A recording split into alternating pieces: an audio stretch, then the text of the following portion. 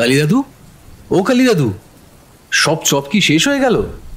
আমাদের তিনজনের জন্য কি কিছুই নেই? হ্যাঁ রুদ্র দাদাবাবু, তোমাদের তিন মূর্তির জন্য আছে। এই তো তোমাদের জন্যই তো আমি গরম গরম আলুর চপ ভাজছি। দোকানের ভিতরে এসে বসো, দেখিনি আগে। এই রতন, রতন, দাদাবাবুরা এই বৃষ্টির দিনে ভিজে পুড়ে এসেছে আমার দোকানে, একটু ওদের জন্য গরম গরম চা কর দেখিনি। কালী দাদু, আজ আমাদের গরম গরম তেলে ভাজা আর চা খাইয়ে শুধু মুখেই ছেড়ে দেবে? হ্যাঁ কালী দাদু, তুমি তো জানোই তোমার সুস্বাদু তেলে ভাজার সাথে মুখরোচক গল্প না শুনলে আমাদের পেট ঠিক ভরে না। অনেকদিন তো তোমার কোনো গল্প টল্প শোনা হয়নি কিছু। তোমার জীবনে কত ভৌতিক অভিজ্ঞতা, গল্প টল্প আছে, আজ কিছু একটা শোনাও না আমাদের। এই বৃষ্টি মুখর দিনে গরম গরম তেলে ভাজা খেতে খেতে শুনি, কি বলিস অনন্ত? যা বলেছিস শঙ্কর। হ্যাঁ কালী দাদু, আজ এই বৃষ্টি মুখর সন্ধ্যায় বরং একটা ভূতের গল্প হয়ে যাক তোমার মুখে, কি বলো? এই কথা শুনে কালী দাদু ঠোঙার মধ্যে আমাদের জন্য গরম গরম আলুর চপগুলো ভরে আমাদের হাতে দিতে দিতে বলল, হ্যাঁ বলছি, তোমরা চপ আর মুড়ি খাওয়া শুরু করো দেখি। সোজা তো সেই অফিস থেকে আসছো, একটু খেয়ে নাও। আর ওদিকে আমি আগে উনুনটা নিভিয়ে আসি, না হলে ভুলে যাব। এরপর আমাদের হাতে কালী দাদু গরম গরম আলুর চপের ঠোঙাগুলো দিয়ে উনুনের আগুন নিভিয়ে দিয়ে এলো। এদিকে রতন আমাদের তিনজনের জন্য চা করে দিয়ে আমাদের সঙ্গে কালী দাদুর মুখে গল্প শুনতে বসে পড়ল। এবার একটু আমাদের আর কালী দাদুর কথায় আসা যাক। আমার নাম রুদ্র সান্যাল। আমি থাকি হলো বকুলগঞ্জ গ্রামে। আমি এই গ্রামেই পোস্ট অফিসে চাকরি করি। আর আমার দুই ছোটবেলার বন্ধু হলো শঙ্কর আর অনন্ত। শঙ্কর এই গ্রামের একটা বাচ্চাদের প্রাইমারি স্কুলে পড়ায়, আর অনন্ত কলকাতার শিয়ালদা স্টেশনের কাছে একটা বেসরকারি অফিসে চাকরি করে। এই হলো আমাদের তিন বন্ধুর জীবন। আর কালী দাদুর পুরো নাম কালীচরণ দাস। এই কালী দাদুর বকুলগঞ্জ গ্রামের বাজারে একটা ছোট চপের দোকান আছে। এছাড়া চপের দোকানের সঙ্গে চায়ের দোকানও অবশ্য আছে। সেই চা অবশ্য রতন করে, এবং সেই সঙ্গে কালী দাদুর চপ বানানোয় হাতে হাতে সাহায্য করে। এই রতন হলো কালী দাদুর ছোট ভাইয়ের ছেলে। প্রত্যেক শনিবার অফিস ফেরত আমরা তিন বন্ধু মিলে কালী দাদুর চপের দোকানে বসে চপ এবং চা খেতে খেতে কালী দাদুর সঙ্গে আড্ডা মারি, এবং উনিও ওনার জীবনে ঘটা নানা ধরনের ভৌতিক অলৌকিক গল্প আমাদেরকে শোনান কালী দাদুর চপের দোকানে বসেই।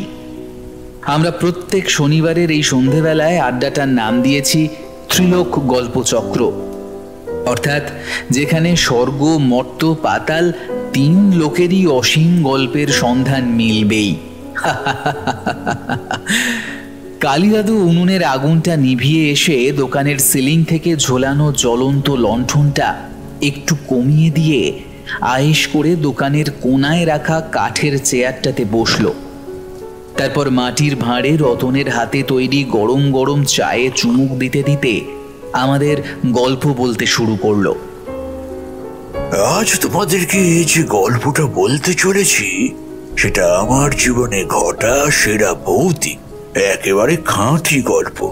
আর আমি ওই প্রথম আর শেষ আমার জীবনে একবারই জ্যান্ত ভূত দেখেছিলাম। আর যা ভয় পেয়েছিলাম আমি আর আমার বন্ধুরা মিলে, তা আমি জীবনে ভুলতে পারবো না। জীবনের শেষ দিন পর্যন্ত ওই ঘটনার কথা মনে থেকে যাবে। ঘটনাটা ঘটে হলো আজ থেকে প্রায় 30 বছর আগে। আমি তখন ডুয়ার্সের বাগারকোট রেল স্টেশনের অফিস ক্যান্টিনে রান্নার কাজ করতাম। এছাড়া অফিস ঘর ঝাড়পোঁছ দিয়ে পরিষ্কার রাখা, এই ছিল আমার কাজ। আমার সঙ্গে আরো দুজন ছিল, ওদের নাম নীলমণি আর নিতাই। ওরা আমার সঙ্গে একই কাজ করত, আর আমরা তিনজন স্টেশনের কাছে একটা ছোট রেল কোয়ার্টারে একসঙ্গে থাকতাম। স্টেশনের কেরানির কাজ করতাম বলে কোয়ার্টারে আমাদের তিনজনের থাকার বরাদ্দ ছিল ফ্রিতে। আর কোয়ার্টারে থাকাকালীন একসঙ্গে আমরা 3 বন্ধু রান্না করে খেতাম। আর রাত হলেই আমাদের 3 জনের খাওয়া দাওয়ার পর আমি, নিতাই ও নীলমণি স্টেশনে গিয়ে তাস খেলতাম অনেক রাত পর্যন্ত, আর নানা ধরনের গল্পও করতাম। তারপর রাত 1:30-2 বাজলে ঘরে এসে শুয়ে পড়তাম।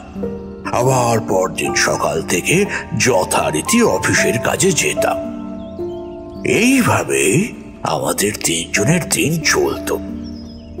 আমি যে রেল স্টেশনে কাজ করতাম সেই বাগারকোট স্টেশনটা ছিল খুব ছোট, বলতে পারো অখ্যাত গ্রাম্য পাহাড়ি স্টেশন। পাহাড়ি স্টেশন বলছি কারণ স্টেশনের চারিদিকটা ছোট বড় নানা ধরনের পাহাড় ও জঙ্গল দিয়ে ঘেরা ছিল। সেই জঙ্গলে শাল, সেগুন, পলাশ ও আরো নানা ধরনের পাহাড়ি গাছ ছিল, এবং রাত হলেই ওই পাহাড়ি জঙ্গল থেকে একটা সুন্দর মিষ্টি গন্ধ পাওয়া যেত মন মাতাল করা। পাহাড়ি স্টেশনটা ছোট ছিল বলে দোকানপাট খুব কম ছিল। ওই একটা চায়ের দোকান, চপের দোকান, সঙ্গে পান বিড়ির স্টেশনারি ছোট একটা দোকান, আর একটা ফলের দোকান, এই কটা মাত্র দোকান ছিল। স্টেশনটাতে সারা দিনে মাত্র 4টে ট্রেন আসতো, সকাল 6টা, বেলা 12টা, বিকেল 4টে আর রাত 9টা। এই ছিল সারা দিনের ট্রেনের আসার টাইম কলকাতা থেকে বাগারকোট স্টেশনে। কিন্তু বাগারকোট থেকে কলকাতায় যাওয়ার দৈনন্দিনের কোনো ট্রেন ছিল না। সপ্তাহে 1 দিন করে থাকতো কলকাতা ফেরার ট্রেন। এই বাগারকোট রেল স্টেশনটা একেবারে নিরিবিলি ও নির্জন ছিল। যে ওই স্টেশনে একবার 1 রাত কাটাবে তার গা ভয়ে কাঁটা দিয়ে উঠবেই উঠবে। সকালবেলা স্টেশনটা যাওয়ার লোকজন থাকে, রাত হলে পুরো ফাঁকা অন্ধকার শুনশান হয়ে যায়। স্টেশনে একটাও লোক থাকে না। এইরকম ফাঁকা নির্জন স্টেশনে এক শীতের রাতে আমি, নীলমণি ও নিতাই রাতের খাওয়া দাওয়া শেষ করে তাস খেলছি। তখন ঘড়িতে রাত 12টা বাজে, আর নিজেদের মধ্যে গল্প করছি। আর গল্প করতে করতে মাঝে মধ্যে একটু দেশি মদ খাচ্ছি শরীর গরম করার জন্য। ঠিক সেই সময় আমাদের পিছন থেকে কে একজন বলে উঠল, ভাইয়েরা, তোমরা এই রাত দুপুরে তাস খেলতে খেলতে নিজেদের মধ্যে গল্প করছো বুঝি?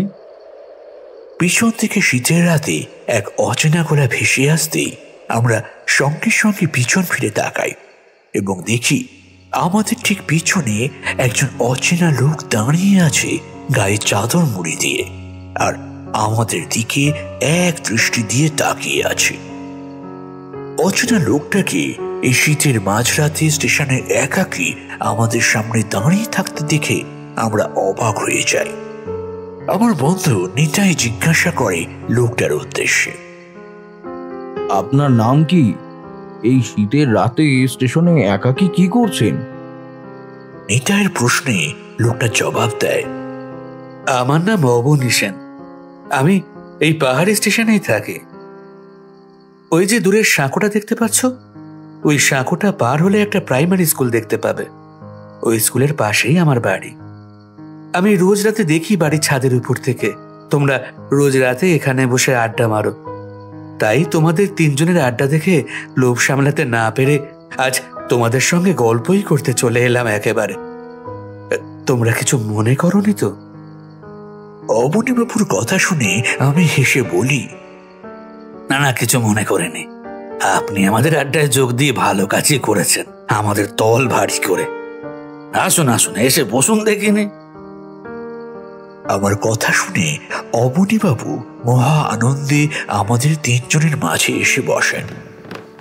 আমিও একসময় রোজ তোমাদের মতো এখানে বন্ধুদের সঙ্গে আড্ডা দিতাম, কিন্তু কিন্তু কি অবনীবাবু? নীলমণি প্রশ্ন করে।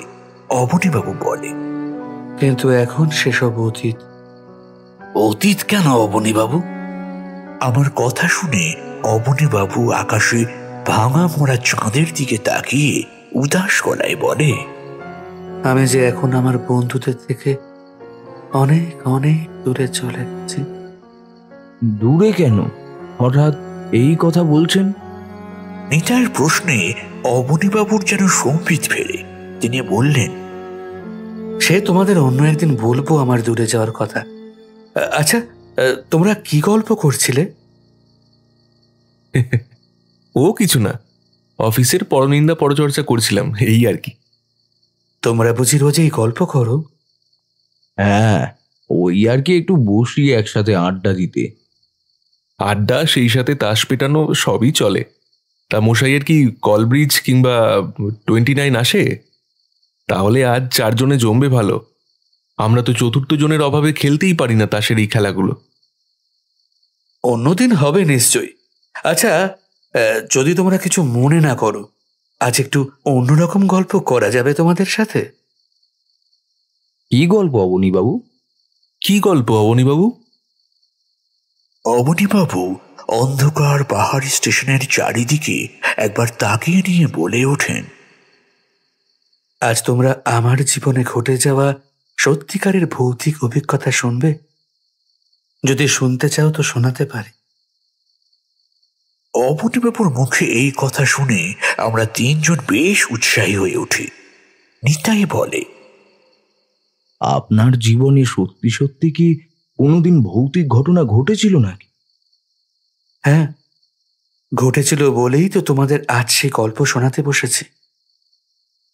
তা আজ সেই গল্প বলুন আমাদের, একটু শুনি।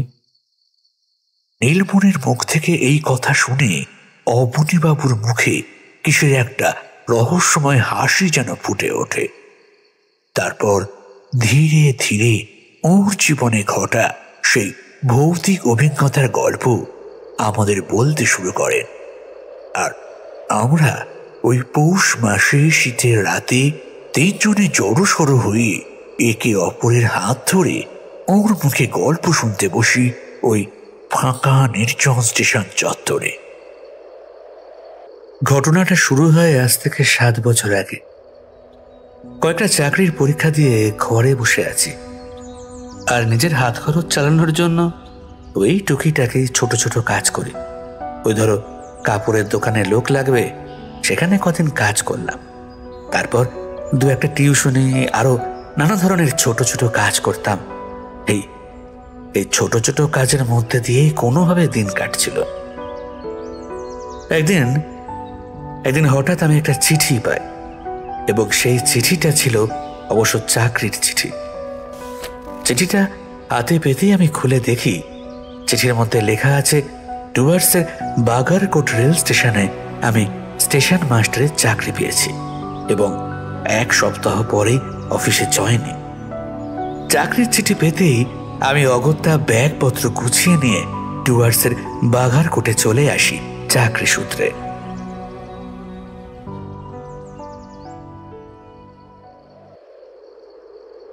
অবনীবাবুর মুখে এই বাগারকোট রেল স্টেশনে চাকরি করার কথা শুনে আমরা 3 জনই খানিকটা অবাক হই। নিতাই বলে, ও, আপনি এই স্টেশনে স্টেশন মাস্টারের চাকরি করতেন আগে? হ্যাঁ, ওই 1.5 বছর মতো চাকরি করেছি। তারপর কি অবনীবাবু? নীলমণি প্রশ্ন করতেই উনি কিছু জবাব দেন না, আবার গল্প বলতে শুরু করেন। হ্যাঁ, যা বলছিলাম, কলকাতা থেকে বাগারকোটে যেদিন আসি সেই দিন ছিল শনিবার এবং অফিসের হাফ বেলা। আমি ট্রেন থেকে নেমে সোজা চলে আসি অফিসে। অফিসের তখন বড়বাবু ছিলেন সুদর্শন নন্দী। ওকে চাকরির চিঠিটা দেখাতেই উনি আমার চিঠি দেখে নিয়ে বললেন, অবনীবাবু, আজ তো শনিবার, আজকে তো আপনি জয়েন করতে পারবেন না। আপনি বরঞ্চ সোমবার থেকে অফিস জয়েন করুন। আর আপনি বরং ওই অফিসের অন্যান্য স্টাফদের থেকে আপনার কাজপত্র কি আছে সব বুঝে নিন। আর আপনার থাকার জন্য কোনো চিন্তা করতে হবে না, আমাদের রেল কোয়ার্টার আছে অফিসের কাছেই, আপনি সেই কোয়ার্টারেই থাকবেন। আমি শম্ভুকে আপনার কথা বলে রাখছি, ও আপনাকে সেই কোয়ার্টারে নিয়ে যাবে। এরপর আমি অফিসের অন্য স্টাফদের কাছ থেকে আমার কাজ বুঝে নিয়ে হোটেল থেকে দুপুরের খাওয়া সেরে নিয়ে শম্ভুর সঙ্গে আমি আমার কোয়ার্টারের দিকে রওনা দিই। অফিস থেকে সেটা কাছেই ছিল। আমি শম্ভুর সঙ্গে যখন আমার কোয়ার্টারের সামনে পৌঁছলাম তখন দুপুর গড়িয়ে বিকেল। কোয়ার্টারের সামনে পৌঁছতেই দেখি কোয়ার্টারটা বেশ পুরনো। পুরনো বলছি কারণ কোয়ার্টারটার গায়ে যে লাল রং ছিল সেই রং উঠে গিয়ে সাদা সিমেন্ট রং দেখা যাচ্ছে। এছাড়া কোনো কোনো জায়গায় পলিশ দ্বারা খসে গিয়ে কিছু কিছু ইট দাঁত বের করে রয়েছে। সঙ্গে কোয়ার্টারের দেওয়ালের গায়ে বট অশ্বত্থ গাছ গজিয়ে উঠেছে কিছু কিছু জায়গায়। এছাড়া কোয়ার্টারটা ছিল ফাঁকা নির্জন জায়গায়। আশেপাশে বা গায়ে গায়ে কোনো কোয়ার্টার ছিল না। যাও বা ছিল একটু দূরে দূরে, ওই ধরো 5-6 হাত দূরে দূরে। কোয়ার্টারের সামনে আসতেই শম্ভু আমাকে নিয়ে কোয়ার্টারের পিছন দিকে নিয়ে গিয়ে সিঁড়ির গেট খুলতে খুলতে বলে, স্যার আপনার ঘর দোতলায়, আসুন। এই বলে সিঁড়ির গেট খুলতেই আমি ঢুকে দেখি একতলায় একটা ঘর এবং সেই ঘরের পাশ থেকে উঠে গেছে দোতলায় উঠবার সিঁড়ি। কয়েকটা ধাপ উঠতেই দেখি একটা চাতাল মতো, তার বাঁ পাশে বন্ধ একটা ঘর। সেই ঘরের দরজার সামনে পৌঁছতেই শম্ভু সেই ঘরের দরজা খুলতে খুলতে বলে, স্যার এই আপনার ঘর, এদিকে আসুন। কোয়ার্টারের ফ্ল্যাটটা বেশ পছন্দ হয়ে গেল আমার।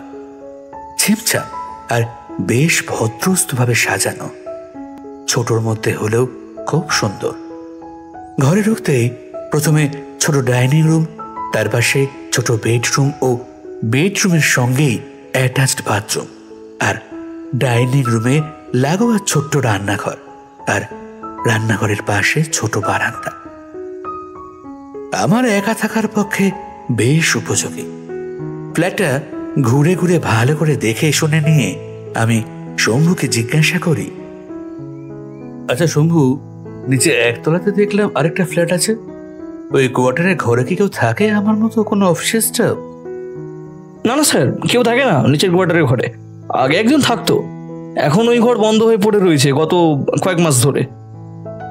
আচ্ছা, আগে নিচের ঘরে কে থাকতো? আমি দেখলাম আমার এই প্রশ্ন শুনে শম্ভু কোনো উত্তর দিল না, উল্টে বলল আমার দিকে তাকিয়ে, স্যার এখানে রাত 8:30টার মধ্যে খাবারের হোটেল বন্ধ হয়ে যায়। আপনি কিন্তু তাড়াতাড়ি গিয়ে হোটেলের খাবার খেয়ে আসবেন, আর রাত দুপুরে কোনো প্রয়োজন হলে আমাকে কিন্তু ডাকবেন অবশ্যই। হ্যাঁ। এই কথা বলে শম্ভু প্যান্টের পকেট থেকে একটা কাগজ আমার হাতে দিয়ে বলে, স্যার এই কাগজে আমার ফোন নম্বর লেখা আছে, ঘরে টেলিফোন আছে, দরকার পড়লে ফোন করবেন। ঠিক আছে, আসি। এই কথা বলে শম্ভু কোয়ার্টার থেকে বেরিয়ে যেতেই আমি আরো একবার ঘুরে ঘুরে আমার কোয়ার্টারের ঘরটা দেখছিলাম। ঘরে আসবাবপত্র খুব সামান্য। শোয়ার ঘরে একটা ছোট সাইজ সিঙ্গেল খাট, একটা দেওয়াল আলমারি, আর আয়না, টেবিল চেয়ার, আর খাটের পাশে ছোট টুলের ওপর রাখা টেলিফোন। এছাড়া ডাইনিং রুমে খাওয়ার টেবিল, তার সঙ্গে 3টে চেয়ার, আর রান্নাঘরে রান্না করার জন্য প্রয়োজনীয় কিছু বাসনপত্র। এই সামান্য কয়েকটাই ছিল আমার ঘরের আসবাবপত্র। ঘরটা ভালো করে দেখা হয়ে গেলে সারাদিনের পদশ্রমে ক্লান্ত ছিলাম বলে জামা কাপড় ছেড়ে তাড়াতাড়ি বাথরুমে স্নান করতে গেলাম। তারপর বাথরুম থেকে ভালো করে স্নান করে এসে জামা কাপড় পরে দেখলাম বাইরে ধীরে ধীরে সন্ধ্যা হয়ে আসছে। দেখলাম ঘড়িতে তখন বিকেল 5:30 বাজে। মনটা সেই তখন থেকে চা চা করছিল। এদিকে ঘরে চায়ের কোনো সরঞ্জামও ছিল না।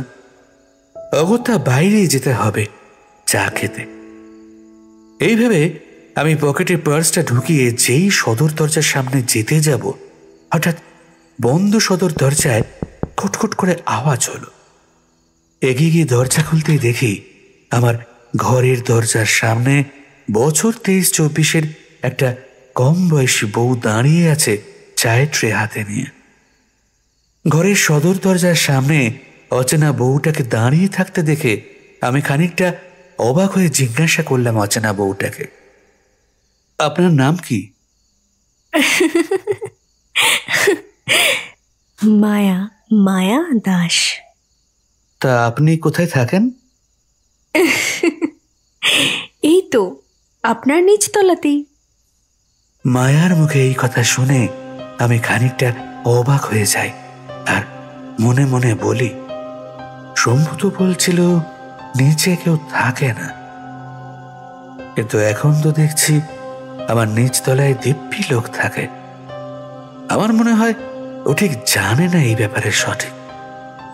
যাই হোক, একে কিছু প্রশ্ন করলেই বুঝে যাব সবটা। আচ্ছা, আমি যখন কোয়ার্টারে আসলাম আপনাকে তো নিচতলাতে দেখলাম না। আমি দেখলাম আমার এই প্রশ্ন শুনে মায়া কোনো উত্তর দিল না, উল্টে সোজা আমার ডাইনিং রুমে ঢুকে খাবার টেবিলের উপর চায়ের ট্রেটা রেখে দিয়ে বলল, এই যে মশাই, আপনার জন্য গরম গরম চা আর সিঙ্গারা বানিয়ে নিয়ে এসেছি। সিঙ্গারাগুলো খেয়ে বলুন তো কেমন হয়েছে। আমি কিন্তু সব নিজের হাতে বানিয়েছি। হ্যাঁ। মায়ার এই কথা শুনে ট্রে থেকে একটা গরম সিঙ্গারা তুলে নিয়ে মুখে দিতেই দেখি সিঙ্গারাটা এখনো অবধি গরম আছে, আর খেতে খুব সুন্দর। বাইরেটা মুচমুচে হলেও ভিতরটা মাখনের মতো নরম ও তুলতুলে।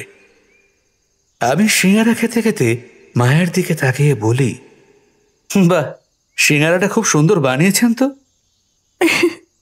সত্যি সত্যি খেতে ভালো হয়েছে। যাক বাবা, শান্তি আমার। এই প্রথম কেউ একজন বলল আমার হাতের রান্না ভালো। কেউ তো এরকম ভাবে আমাকে বলে না কোনোদিনও আমার হাতের রান্না সম্পর্কে। কেন, আপনার স্বামী আপনার হাতের রান্না খেয়ে প্রশংসা করে না? আমি দেখলাম আমার এই কথা শুনে মায়া কিছু বলল না, শুধু বলল, এই বলছি যে আরো কয়েকটা গরম গরম সিঙ্গারা নিয়ে আসবো আপনার জন্য। আমি যাই, এখনই নিয়ে আসছি। হ্যাঁ। না না, এই ঠিক আছে। এইগুলো যা বড় বড়, দুটো খেলেই পেট ভরে যাবে। আবার বেশি খেলে রাতের খাবার খেতে পারবো না হোটেলে গিয়ে, কারণ শম্ভু বলল এখানকার খাবার হোটেলগুলো নাকি রাত 8:30টার মধ্যে নাকি বন্ধ হয়ে যায়। এই মাছিজি, আমি থাকতে আপনি বাইরে খাবার খেতে যাবেন কেন? আপনি কিচ্ছু চিন্তা করবেন না, আমি আপনার খাবার রোজ রাতে 9টার মধ্যেই আপনার ঘরে দিয়ে যাব। আপনি আবার আমার জন্য হাত পুড়িয়ে হাতে রান্না করবেন? হে মা, ছে। আরে বাবা, আপনি এত চিন্তা কেন করছেন? আমাকে তো আমার স্বামীর জন্য রাতে রান্না করতেই হবে, আর এতে আমার কোনো অসুবিধে হবে না, বিশ্বাস করুন। আর উনি সবসময় খাবার গরম গরম খেতেই ভালোবাসেন, তো তাই আপনি কিচ্ছু চিন্তা করবেন না। আমি রাত 9টার মধ্যেই আপনার খাবার আপনার ঘরে দিয়ে যাব। মায়ার এই কথা শুনে আমি আর আপত্তি জানালাম না। এরপর মায়া কিছুক্ষণ বসে আমার সঙ্গে গল্প টল্প করে নিচে চলে গেল। আমি দেখলাম মায়া যতক্ষণ আমার সঙ্গে বসে গল্প করছিল, ওকে দেখে আমার বেশ হাসি খুশি আর খুব চঞ্চল প্রকৃতির মেয়ে বলে মনে হচ্ছিল। বেশ সহজে অচেনা মানুষকে কি সুন্দর নিজের আপন করে নিতে জানে। কিন্তু আমি এও লক্ষ্য করলাম, মায়া যতক্ষণ আমার সঙ্গে গল্প করছিল, ওর এই কথা বলার মাঝে কোথাও যেন ওর মনের ভিতর কোনো চাপা দুঃখ কষ্ট লুকিয়ে আছে, কিন্তু সেটা কি, সেটা ঠিক বুঝতে পারলাম না। এরপর ঘড়িতে রাত 9টা বাজতেই মায়া আমার ঘরে খাবার দিয়ে গেল। সেদিন শনিবার ছিল বলে সবই নিরামিষ পদ ছিল। গরম গরম ফুলকো ফুলকো পাতলা পাতলা নরম রুটি, দই পনির, ধোকার ডালনা আর বড় সাদা ছানার রসগোল্লা। অল্পের মধ্যেও বেশ অনেক পদ করেছিল মায়া। সত্যি গুণ আছে বটে মেয়ে। যাই হোক, আমি খাবারগুলো তাড়াতাড়ি খেয়ে খুব ক্লান্ত ছিলাম বলে একেবারে বিছানা করে ঘুমিয়ে পড়ি সেই দিন। হঠাৎ মাঝরাতে আমার কেমন একটা অস্বস্তি হওয়ায় ঘুমটা ভেঙে যায়। ঘুমটা ভেঙে যেতেই আমার মনে হতে থাকে আমার পাশে কে যেন শুয়ে আছে, আর শুয়ে শুয়ে আমার সারা গায়ে সে যেন সমানে সুরসুরি দিচ্ছে।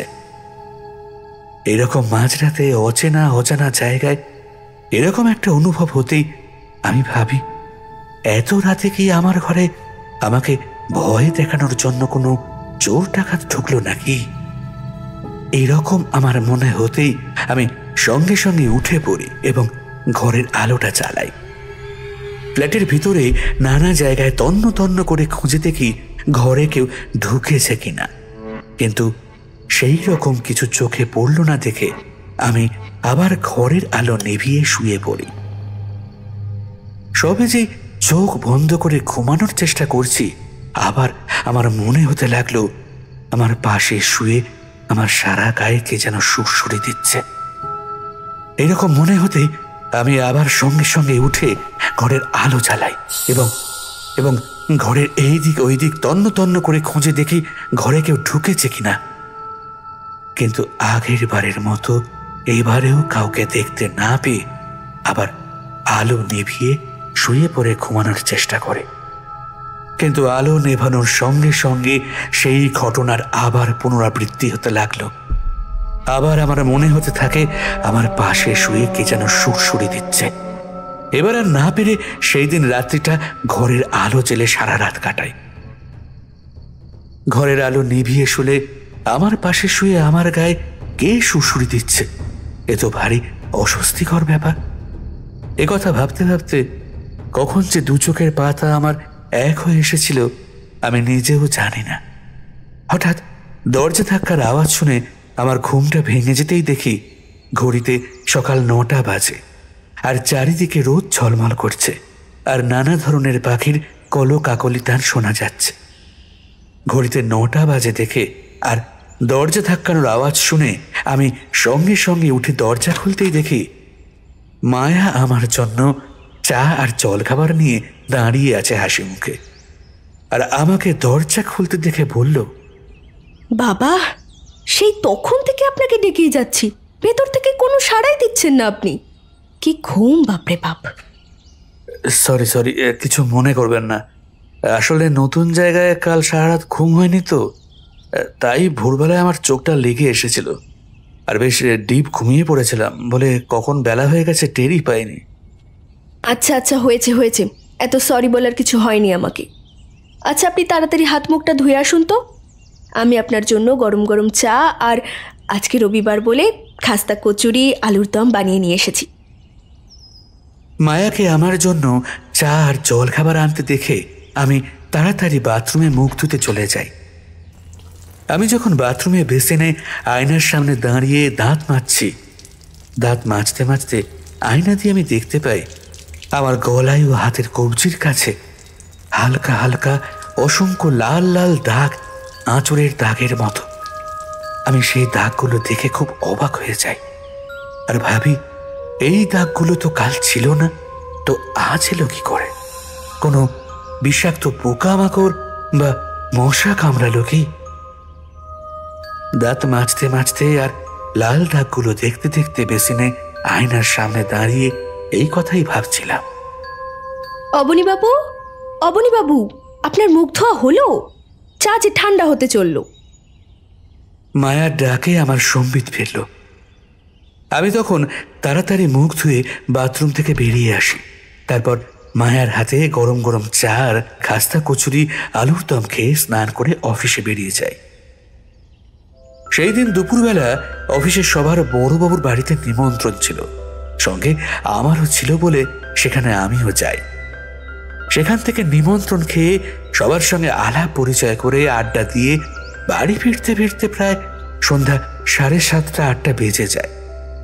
আমি যখন কোয়ার্টারের পিছনের সিঁড়ির দরজা খুলে আলো না জ্বালিয়ে অন্ধকার সিঁড়ি দিয়ে দোতলায় উঠতে যাব, হঠাৎ দেখি আমার সামনে মায়া দাঁড়িয়ে আছে। মায়া দাঁড়িয়ে আছে ঠিকই, কিন্তু আমি দেখলাম সিঁড়ির খোলা জানলা থেকে ছিটকে আসে বাইরের চাঁদের হালকা আলোতে মায়া আমার দিকে এক দৃষ্টে তাকিয়ে আছে, আর ওর চোখের মনে দুটো লাল আগুনের শিখার মতো জল করছে।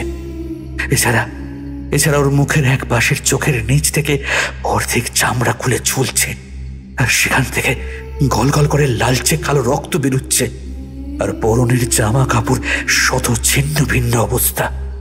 শুধু তাই নয়, এরপর যা দেখলাম দৃশ্যটা ভুলবার নয়। আমি সেই দৃশ্য দেখে রীতিমতো চমকে উঠলাম। এই কথা বলে অবনীবাবু চুপ করলেন। আমরা জিজ্ঞেস করলাম, আপনি মায়ার কি দৃশ্য দেখে চমকে উঠলেন অবনীবাবু? বলুন অবনীবাবু। উনি ধীরে ধীরে আমাদের বললেন, আমি দেখলাম যেন ও যেন দাঁড়িয়ে নেই, ও যেন বাতাসে ভাসছে। মানে ওর পা দুটো মাটি থেকে কয়েক হাত উপরে। মায়ের ওই ভয়ঙ্কর চেহারা আর ওই দৃশ্য দেখা মাত্র আমি আমি সঙ্গে সঙ্গে চিৎকার করে উঠি, কিন্তু পরক্ষণেই আমার একটা ডাকে সম্বিত ফেরে। অবনীবাবু, অবনীবাবু, আপনি ওইভাবে চিৎকার করছেন কেন? কি হয়েছে? আমার কানে ডাকটা ভেসে আসতেই আমি সঙ্গে সঙ্গে পিছন ফিরে তাকাই আর দেখি একতলায় ঘরের দরজা খুলে সিঁড়িতে আলো জ্বালিয়ে মায়া আমার দিকে হাসি মুখে তাকিয়ে আছে আর বলছে, কি হয়েছে অবনীবাবু? আপনি কি কিছু দেখে ভয় পেয়েছেন? মায়ার এই প্রশ্ন শুনে আমি পকেট থেকে রুমাল বের করে কপালে ঘাম মুছতে মুছতে বলি, না না না, কিছু না। এই কথা বলে আমি তাড়াতাড়ি উপরে উঠে নিজের ঘরে আসি এবং আসার সময় মায়াকে বলে দিই সে যেন আজ রাতের খাবার না দেয়, কারণ আজ আমার পেটটা ভর্তি। এরপরে ঘরে এসে শরীর ক্লান্ত থাকার জন্য আর আগের দিন রাতে ভালো করে না ঘুমানোর জন্য আমি দ্রুত জামা কাপড় ছেড়ে স্নান সেরে বিছানায় শুয়ে পড়ি। প্রায় সঙ্গে সঙ্গেই আমার দু চোখের পাতা এক হয়ে যায়। এইভাবেই কতক্ষণ ঠিক ঘুমিয়েছি তা মনে নেই। হঠাৎ একটা খসখসানির আওয়াজে আমার ঘুমটা ভেঙে যায়। ঘুমটা ভেঙে যেতেই খসখসানির আওয়াজটা কোথা থেকে আসছে আমি ঘরের এই দিক ওই দিক তাকাই। হঠাৎ চোখ পড়ে ঘরের দেওয়াল আয়নার দিকে। সেই দিকে আমার চোখ যেতেই ঘরে চলা হালকা নীল নাইট বাল্বের আলোয় দেখি আয়নার সামনে একটা শাড়ি পরা মেয়ে পিছন ফিরে দাঁড়িয়ে আছে আর আয়নার সামনে দাঁড়িয়ে সমানে তার শাড়ি ঠিক করছে এবং শাড়ি ঠিক করার সাথে সাথে হাতের চুড়িগুলো রিন রিন ভাবে নড়ছে আর তার আওয়াজ হচ্ছে। সেই সঙ্গে ঘরে তীব্র ঝাঁঝালো মিষ্টি একটা গন্ধ ছড়িয়ে পড়ছে। অন্ধকার আলো আঁধারি ঘরের মধ্যে অচেনা একটা মেয়েকে ওইভাবে এত রাতে আয়নার সামনে দাঁড়িয়ে থাকতে দেখে আমি খানিকটা ভয় পেয়ে যাই আর তোতলাতে তোতলাতে বলি,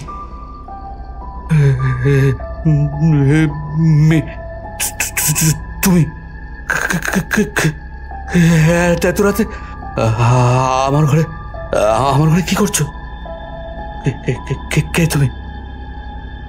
আমি দেখলাম আমার প্রশ্নে মেয়েটা কোনো উত্তর দিল না, উল্টে ধীরে ধীরে আমার ঘর থেকে বেরিয়ে ডাইনিং রুমের দিকে চলে গেল। মেয়েটা যখন আমার ঘর থেকে বেরিয়ে ডাইনিং রুমের দিকে যাচ্ছিল, মেয়েটার চেহারাটা দেখে আমার ভীষণ চেনা চেনা মনে হলো, যেন আমি মেয়েটাকে কোথাও যেন দেখেছি। মেয়েটা আমার প্রশ্নের উত্তর না দিয়ে ডাইনিং রুমের দিকে চলে যেতে লাগলো। আমার তখন খুব রাগ ধরে গেল আর আমি তখন সঙ্গে সঙ্গে উঠে মেয়েটার কাছে যাই আমার প্রশ্নের উত্তর জানতে। এত রাতে একটা মেয়ে একটা ছেলের ঘরে কি করতে এসেছে? কিন্তু আমি ডাইনিং রুমে গিয়ে রুমের আলোটা জ্বালাতেই ওই মেয়েটাকে আর দেখতে পাই না। ডাইনিং রুমে গিয়ে মেয়েটাকে দেখতে না পেয়ে আমি অবাক হয়ে যাই আর ভাবি, এই তো একটু আগে মেয়েটাকে ডাইনিং রুমে আসতে দেখলাম, এর মধ্যে কোথায় গেল ভ্যানিশ হয়ে? মেয়েটা জাদু জানে নাকি? এরপর ডাইনিং রুম থেকে শুরু করে রান্নাঘর, বারান্দা সব জায়গায় তন্ন তন্ন করে খুঁজলাম, কিন্তু ওই অচেনা মেয়েটাকে ঘরের কোথাও দেখতে না পেয়ে আমি আবার ঘরে এসে আলো নিভিয়ে শুয়ে পড়ি ঠিকই, কিন্তু চোখ বন্ধ করার সাথে সাথে এবারে আমার শুধু মনে হতে লাগলো আমার বিছানার চারপাশে কি যেন সমানে ঘুরে বেড়াচ্ছে এবং যে ঘুরে বেড়াচ্ছে তার সমানে পায়ের নূপুরের ঝুমঝুম করে একটা আওয়াজ আমার কানে আসতে লাগলো। আমি সেদিকে মন না দিয়ে ঘুমানোর চেষ্টা করলাম, কারণ আমার পরদিন অফিস আছে। নুপুরের ঝুমঝুম আওয়াজটা শুনতে শুনতে কখন যে ঘুমিয়ে পড়েছিলাম নিজেও জানি না।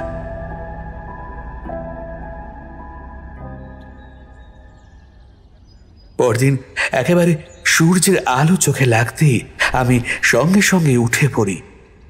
8টার মধ্যে অফিস জয়েন করতে হবে বলে মুখ ধুয়ে একটু চা করে খেয়ে তাড়াতাড়ি স্নানে চলে যাই। স্নান সেরে এসে অফিসের জন্য রেডি হয়ে ঘরে তালা দিয়ে যেই নিচে নামতে যাব, মায়ার ঘরের দিকে চোখ গেল। ভাবলাম একবার কি মায়াকে বলে যাব অফিস যাওয়ার আগে, কিন্তু পরক্ষণে মনে হলো থাক, ঘুমাচ্ছে হয়তো, এত সকালে ডিস্টার্ব করা হয়তো ঠিক হবে না। এরপর আমি অফিসের উদ্দেশ্যে রওনা দিই। প্রথম দিন অফিস গিয়ে বেশ ভালোই দিন কাটলো নানা ধরনের অফিসিয়াল কাজের মধ্যে দিয়ে, আর নতুন নতুন স্টাফদের সঙ্গে আলাপ করতে গিয়ে। অবনীবাবুর বলার মাঝে নিতাই বলে ওঠে, আচ্ছা অবনীবাবু, আপনি অফিসে কি কাজ করতেন? ট্রেনের যাত্রীদের টিকিট দেওয়া। নিতাই আরো কিছু জিজ্ঞেস করতে যাচ্ছিল, ওকে থামিয়ে দিয়ে নীলমণি বলে ওঠে, উফ, তুই এত প্রশ্ন করিস কেন নিতাই? আপনি বলতে থাকুন অবনীবাবু। তারপর কি হলো? অবনীবাবু আবার বলা শুরু করলেন, প্রথম দিন অফিস থেকে কোয়ার্টারে ফিরতে ফিরতে রাত 8:30-9টা বেজে যায়, কারণ অফিসে প্রথম দিন আমার খুব কাজের চাপ ছিল। অফিস থেকে ফিরে কোয়ার্টারে পিছনের গেট খুলে ঢুকতেই দেখি দোতলার সিঁড়ি দিয়ে উঠবার মুখে মায়া মাথা নিচু করে বসে কাঁদছে। মায়াকে ওইভাবে সিঁড়িতে বসে কাঁদতে দেখে আমি জিজ্ঞাসা করি, মায়া, মায়া, আপনি ওইভাবে কাঁদছেন কেন? কি হয়েছে? আপনার বর ঠিক আছে তো? আমাকে আসতে দেখে আর আমার প্রশ্ন শুনে মায়া ধীরে ধীরে আমার দিকে তাকায়। মায়া আমার দিকে তাকাতেই আমি দেখি মায়ার দু চোখ লাল টকটক করছে, আর আর গালের একটা দিক লাল হয়ে আছে। 5টা আঙুলের দাগ স্পষ্ট ফুটে উঠেছে গালে। মায়ার এই অবস্থা দেখে আমি উদ্বিগ্ন হয়ে জিজ্ঞাসা করি, আপনার এই অবস্থা কে করেছে? আমার প্রশ্ন শুনে মায়া মুখ নিচু করে কাঁদতে কাঁদতে বলে, আমার স্বামী অরিন্দম। এই কথা বলতে বলতে ও হঠাৎ করে আমাকে জড়িয়ে ধরে। ও যখন আমাকে জড়িয়ে ধরে আমি খানিকটা তখন অস্বস্তিতে পড়ে যাই, আর কিছুটা ঘাবড়েও যাই, কারণ এই প্রথম কোনো মেয়ের স্পর্শ আমি খুব কাছ থেকে অনুভব করলাম। মায়া আমাকে জড়িয়ে ধরে কাঁদতে কাঁদতে বলে, অবনীবাবু, অবনীবাবু, আপনি আমাকে বাঁচান। আমার স্বামী আমাকে মেরে ফেলবে। কেন, কি হয়েছে? কি আমায় সবটা খুলে বলুন মায়া, আপনার স্বামী আপনাকে মেরে ফেলবে কেন?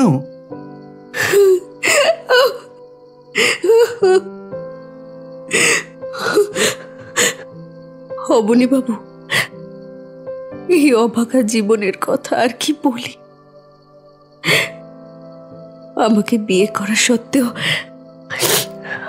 আমার স্বামীর অন্য একটি মেয়ের সাথে সম্পর্ক রয়েছে। ও তাকে বিয়ে করতে চায়। আমি ওর এই অবৈধ সম্পর্কের কথা জেনে গিয়ে ওকে বাধা দিচ্ছি বলে আমার গায়ে হাত তুলেছে পর্যন্ত। আজ তো অরিন্দম মদ্যপ অবস্থায় অফিস থেকে ফিরে আমাকে মেরেই ফেলছিল। আমি কোন রকমে ওর হাত থেকে পালিয়ে বেঁচেছি অবনীবাবু, আমি কোন রকমে।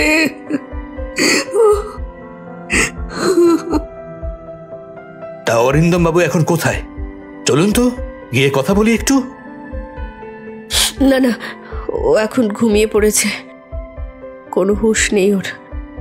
এখন ওকে কিছু বললে কোনো কাজ হবে না।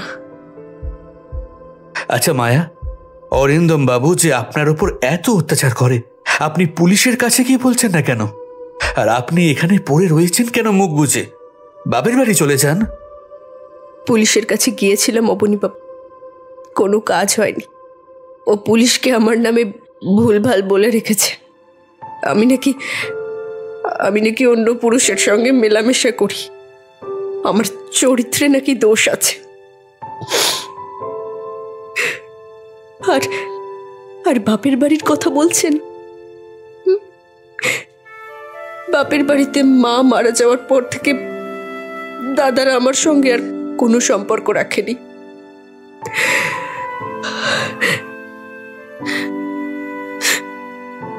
এবার বলুন তো অবনীবাবু, আমি কোথায় যাব? অবনীবাবু, আমি যে ভীষণ অসহায়।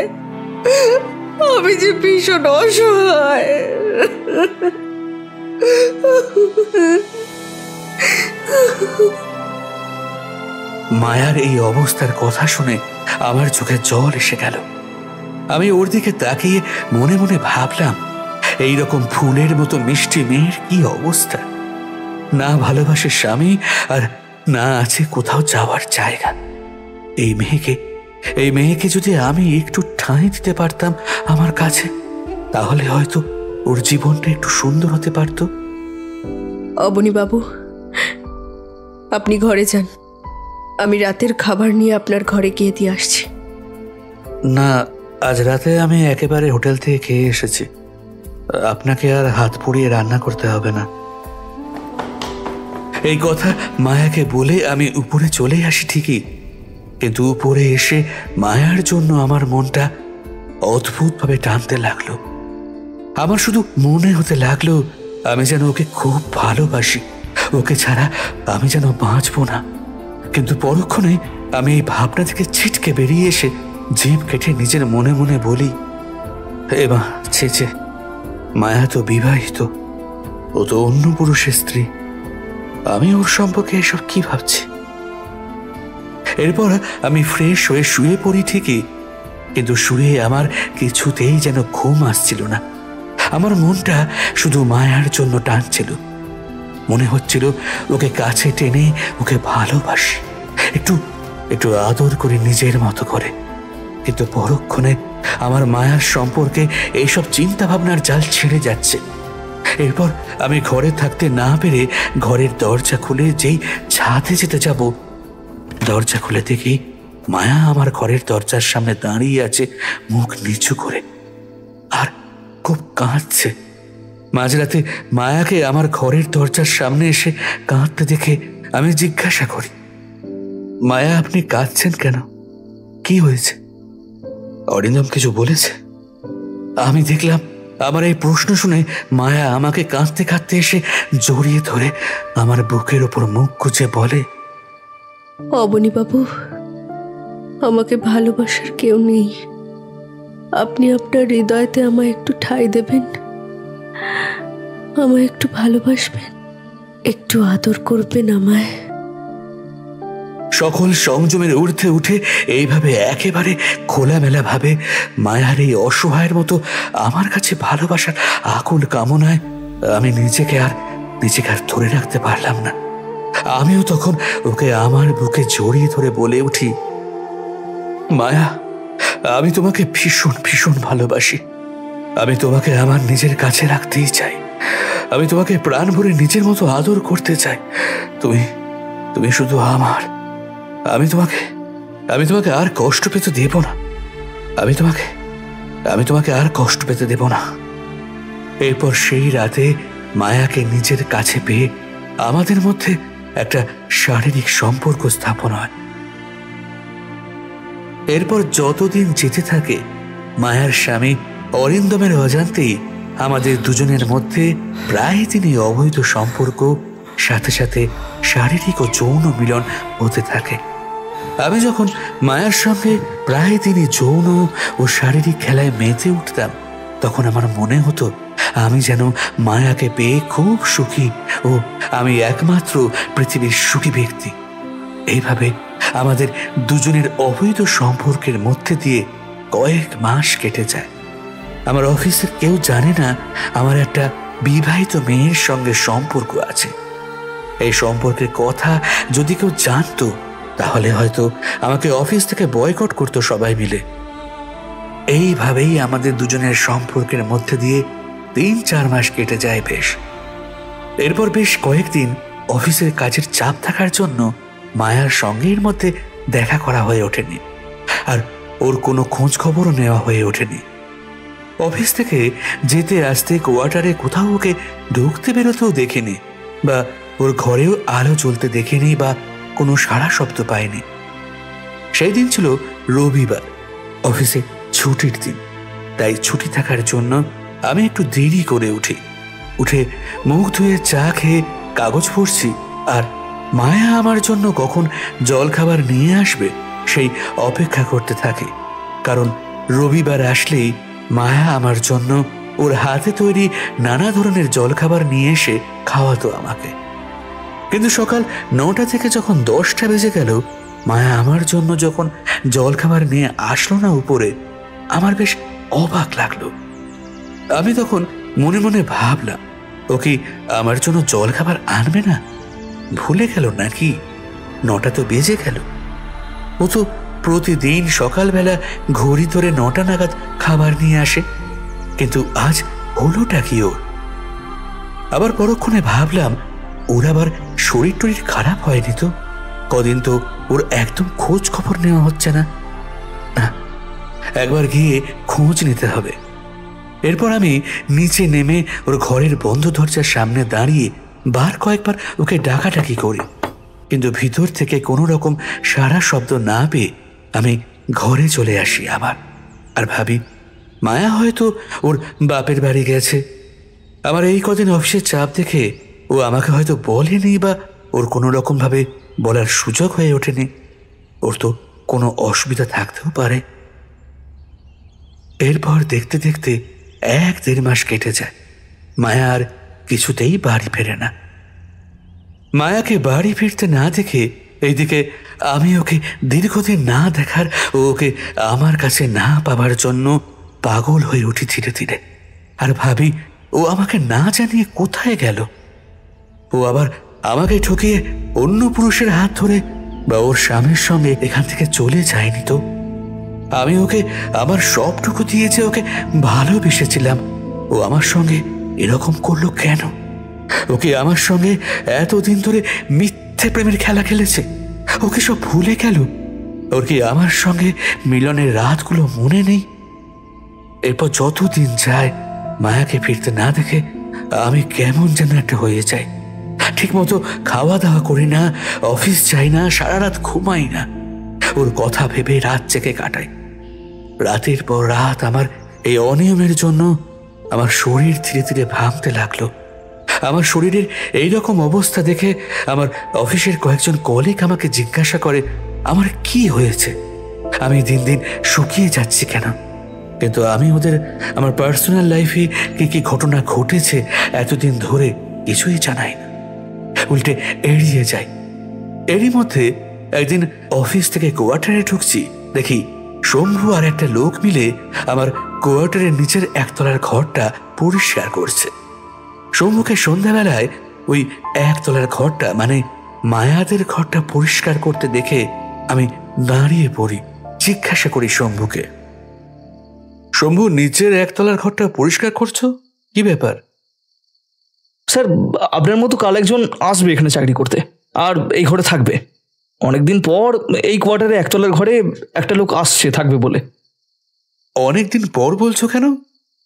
আগে কি এই ঘরে লোক থাকতো না? হ্যাঁ স্যার, লোক থাকবে না কেন? এর আগে এই ঘরে অনেক লোক থেকে গেছে, কিন্তু 1.5 বছর আগে এই ঘরে একটা দুর্ঘটনা ঘটে যাওয়ার পর থেকে রেল কর্তৃপক্ষ এই ঘরটা দীর্ঘদিন বন্ধ রেখেছিল, কোনো লোককে থাকতে দিত না। কিন্তু হঠাৎ রেল কর্তৃপক্ষর কি মনে হলো ওরাই জানে, এই ঘরটা খুলে লোক থাকার পুনরায় পারমিশন দিল আর কি। হ্যাঁ, সে কি করে সম্ভব? আচ্ছা শম্ভু, এই ঘরে এমন কি দুর্ঘটনা ঘটেছিল যার জন্য এই ঘরটা এতদিন বন্ধ ছিল? আর রেল কর্তৃপক্ষ এখানে লোক থাকতে দিতই না বা কেন? আর বলবেন না স্যার, আজ থেকে 1.5 বছর আগে এই ঘরে এক স্বামী স্ত্রী থাকতো। স্বামীটাকে কালো কুম্ভকর্ণের মতো দেখতে হলেও ওর স্ত্রীটি ছিল বেশ সুন্দরী ও লক্ষ্মী প্রতিমার মতো দেখতে আর কি। স্বামীটা আমাদের এই রেল স্টেশনের অফিসে কাজ করতো। কিসের যেন কাজ করতো ঠিক মনে নেই।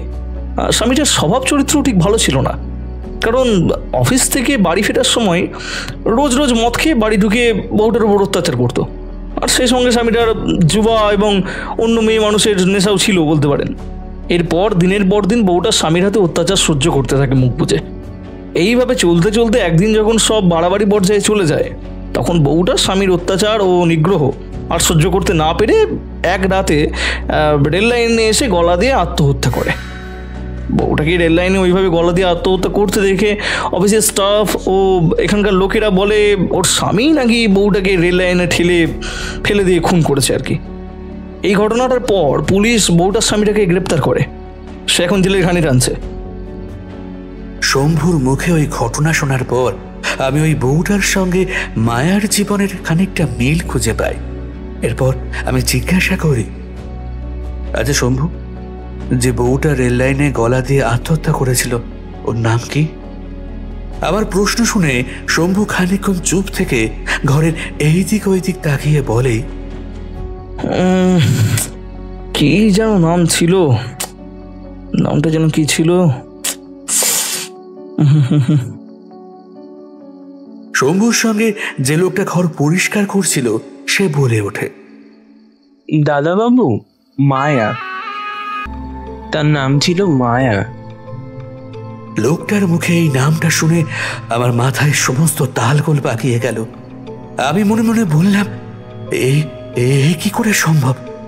মায়া আজ থেকে 1.5 বছর আগে মারা গেছে, কিন্তু এতদিন ধরে আমার ঘরে আমাকে তাহলে কে খাবার দিত, কে আমার যত্ন নিত? কিছুদিন আগে প্রতিদিন রাতে আমি কার সঙ্গে শারীরিক মিলন করেছি, কাকে আমি ভালোবেসেছি? সে মানুষ ছিল না, কোনো অশরীরই ছিল। আমার মাথায় কিছুতেই তখন কিছু আসছিল না। এরপর এইরকম একটা খবর শুনে খুব শরীর খারাপ লাগছিল। আমি সঙ্গে সঙ্গে নিজের ঘরে চলে আসি আর শুয়ে শুয়ে আকাশ পাতাল চিন্তা ভাবনা করতে থাকি মায়ার সম্পর্কে। সে অশরীরী থেকে মানুষ রূপে আমার কাছে কি জন্য এসেছিল? তবে কি ওর ভালোবাসা আর ওর শারীরিক চাহিদা পূরণ করতে, যা ওর স্বামীর থেকে এতদিন পাইনি, আমার কাছ থেকে সেগুলো ভোগ করতে এসেছিল? এরপর যতদিন যায় আমি অফিস কাছারি ছেড়ে দিন রাত মায়ার কথা চিন্তা করতে থাকি, কিন্তু কাউকেই বলে উঠতে পারি না, কারণ বেশ বুঝতে পারি আমার কথা কেউ বুঝবে না। কিন্তু আমি কিছুতেই মায়াকে ভুলতে পারি না। আমার সঙ্গে মায়ার কাটানো মুহূর্তগুলো মনে করতে থাকি। একদিন রাতে শুয়ে শুয়ে মায়ার কথা চিন্তা করছিলাম। কিছুতেই সেই রাতে ঘুম আসছিল না, শুধু মনে হচ্ছিল মায়া যেন আমার আশেপাশেই আছে আর আর অদৃশ্য ছায়ার মতো হয়তো ঘুরে বেড়াচ্ছে। সেই রাতে ঘরে বদ্ধ লাগছিল আর আর ঘুম আসছিল না বলে ঘর থেকে বাইরে বেরিয়ে পড়ি। রাত তখন 1টা হবে। তারপর হাঁটতে হাঁটতে এইখানে আসি। এসে ওই যে হারুর চায়ের দোকানের পাশে ঝাগড়া শিমুল গাছটা আছে, ওই শিমুল গাছের তলায় এসে বসি। তারপর এক মনে রেল লাইনের দিকে তাকিয়ে থাকি আর যেই কি সেই মায়ার কথা ভাবতে থাকি। হঠাৎ ফাঁকা নির্জন নিশুতি স্টেশনের কোথা থেকে আমি একটা মিষ্টি মেয়েলি কণ্ঠে গান শুনতে পাই। মেয়েলি মিষ্টি কণ্ঠে গানটা আমার কানে ভেসে আসতেই আমি স্টেশনের এই দিক ওই দিক তাকাই। তাকাতেই দেখি একটু দূরে রেল লাইন ধরে একটা মেয়ে গান গাইতে গাইতে হেঁটে যাচ্ছে আপন মনে। মেয়েটাকে এত রাতে রেল লাইন ধরে হাঁটতে দেখে আমি সঙ্গে সঙ্গে চিৎকার করে বলে উঠি, এই যে শুনতে পাচ্ছেন, আপনি রেল লাইন ধরে হাঁটবেন না, এক্ষুনি ট্রেন এসে গেলে আপনার বিপদ হবে, আপনি সরে আসুন তাড়াতাড়ি। আমি দেখলাম মেয়েটা আমার কথায় কোনো রকম উত্তর না দিয়ে বা আমার দিকে ফিরে না তাকিয়ে সেই একই রকম ভাবে গান গাইতে গাইতে রেল লাইন ধরে হাঁটতে থাকলো। মেয়েটাকে আমার কথায় পাত্তা না দিতে দেখে আমি উঠে যাই এবং একটু এগিয়ে গিয়ে আরো জোরে চিৎকার করে বলি, এই যে শুনতে পাচ্ছেন, আপনি রেল লাইন ধরে হাঁটবেন না, এক্ষুনি ট্রেন এসে গেলে আপনার বিপদ হবে, আপনি সরে আসুন তাড়াতাড়ি। আমি দেখলাম আমার কথা শুনে মেয়েটা থমকে দাঁড়িয়ে পড়ল। তারপর ধীরে ধীরে মেয়েটা আমার দিকে ওর মুখটা ফেরালো। এরপর মেয়েটা আমার দিকে মুখ ফেরাতেই চমকে উঠি আর দেখি এতক্ষণ ধরে রেল লাইন ধরে যে মেয়েটা হাঁটছিল সে আর কেউ নয়, মায়া, আমার মায়া। আমি মায়াকে এতদিন পর দেখে নিজেকে সামলাতে পারি না। সঙ্গে সঙ্গে স্টেশন চত্বর ছেড়ে রেল লাইনের উঁচু নিচু পাথর দিয়ে মায়ার দিকে পাগলের মতো দৌড়তে লাগলাম। আমার আর তখন মাথায় ছিল না মায়া বেঁচে নেই। আমার সামনে যে দাঁড়িয়ে আছে সে মায়া নয়, এক জীবন্ত অসুরেরই।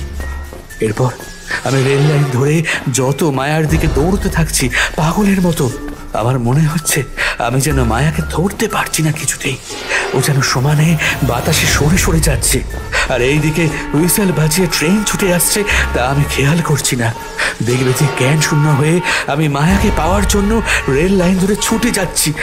এরপর হঠাৎ করে আমি পা হড়কে পড়ে যাই এবং আমি অনুভব করি আমার উপর দিয়ে কি যেন একটা লোহার ভারী কিছু আমাকে পিষে দিয়ে চলে গেল। আর সঙ্গে সঙ্গে আমার রক্তাক্ত দেহটা সঙ্গে সঙ্গে খণ্ড বিখণ্ড হয়ে রেল লাইনের চারিদিকে ছড়িয়ে ছিটিয়ে পড়ল।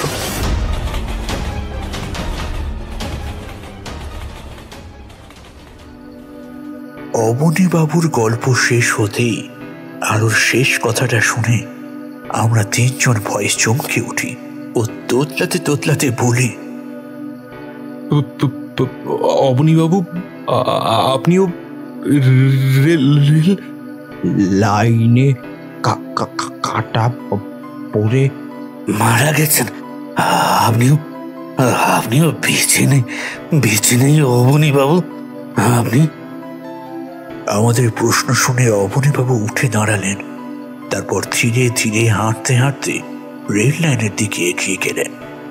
তারপর রেল লাইনের উপর নেমে আমাদের দিকে তাকিয়ে একটা ভয়ঙ্কর হাসি হেসে বললেন, হ্যাঁ, আজ থেকে 7 বছর আগে আমি স্টেশনে রেল লাইনে ট্রেনে কাটা পড়ে মারা গেছি।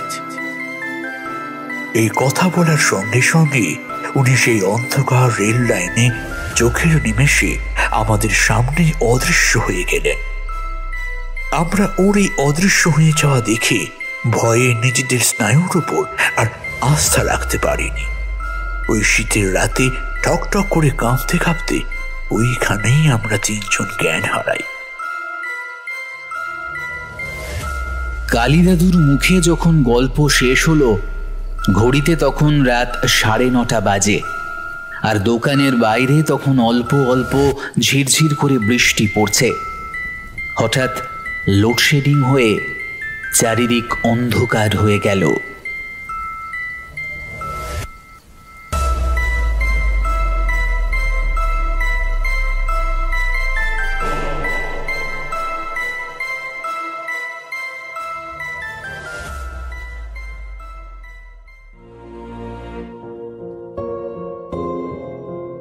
নমস্কার বন্ধুরা, রোমাঞ্চ বাংলা থেকে বলছি আমি সৌরভ সাহা। তোমরা এতক্ষণ শুনলে গ্রাম বাংলার ভূতের গল্প শর্মিষ্ঠা চ্যাটার্জির কলমে কালী দাদুর চায়ের দোকানে। বিভিন্ন চরিত্রে অংশগ্রহণে মায়ার ভূমিকায় প্রাহি, কালী দাদু ও অবনীর ভূমিকায় আমি সৌরভ, রুদ্রর ভূমিকায় পিনাকি, শঙ্করের ভূমিকায় নীল, অনন্তর ভূমিকায় শুভ, নিতাইয়ের ভূমিকায় অভিক, নীলমণির ভূমিকায় দেবাঞ্জন, শম্ভুর ভূমিকায় দিব্যেন্দু গোস্বামী, সুদর্শন নন্দীর ভূমিকায় নীল এবং কাজের লোকটার ভূমিকায় প্রভাকর। নাট্যরূপ এবং সামগ্রিক পরিচালনায় আমি সৌরভ সাহা। তাহলে আজকের মতো আসি বন্ধুরা, ফিরে আসছি খুব শিগগিরই আরও একটি রহস্য রোমাঞ্চ ভরা গল্প নিয়ে। সকলে ভালো থাকো, সুস্থ থাকো, আর হ্যাঁ, গল্প মানেই রোমাঞ্চ বাংলা। শুনতে থাকো, গল্পে থাকো।